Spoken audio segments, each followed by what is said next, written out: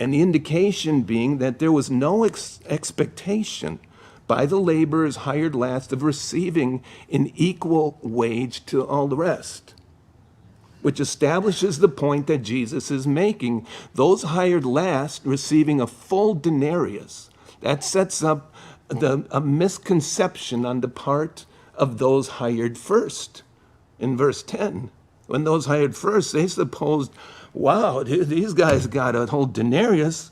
Obviously, we're going to get more. They suppose that they would receive more, verse 10, and they likewise received each a denarius. And when they'd received it, they complained against the landowner, saying, these last men have worked only an hour. You made them equal to us who have borne the burden in the heat of the day. As is seen in the book of Acts and in several of Paul's New Testament epistles, Romans, Galatians, Ephesians, many see this as reflective of the attitude that arose among the Jews early on when Gentiles began getting saved through nothing more than faith in Jesus Christ. How could it be that God's chosen people, the Jews, those who were the vehicle for centuries through whom the very Messiah and the salvation he brought to the world had come, how could it be that they who had received the gospel message first, there in Jerusalem, everything that we as Christians place our faith in for salvation is according to the Hebrew Scriptures?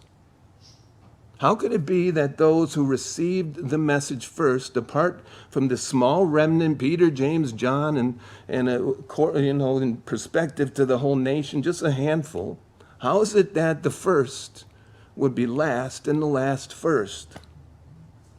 As Jesus is portraying here, this message of eternal life, of a fallen human being being received into God's everlasting kingdom by nothing but his grace alone, that was a major stumbling block to those who would believe that they deserve more, such as the Jews or such as someone who has it all happening in this life and thinking, man, I'm God's gift to everybody.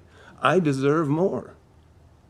The same scenario is depicted in the parable of the prodigal son in Luke's Gospel, chapter 15, where the older son becomes angry with the father's reception of his undeserving younger brothers, reflective of the Jews and the Gentiles coming in. His younger brothers received back through nothing but exorbitant display of grace. The father goes running to him. That's the attitude here. The older brother was all angry. Here, those who had been hired first had thought for sure that they're going to receive some kind of bonus.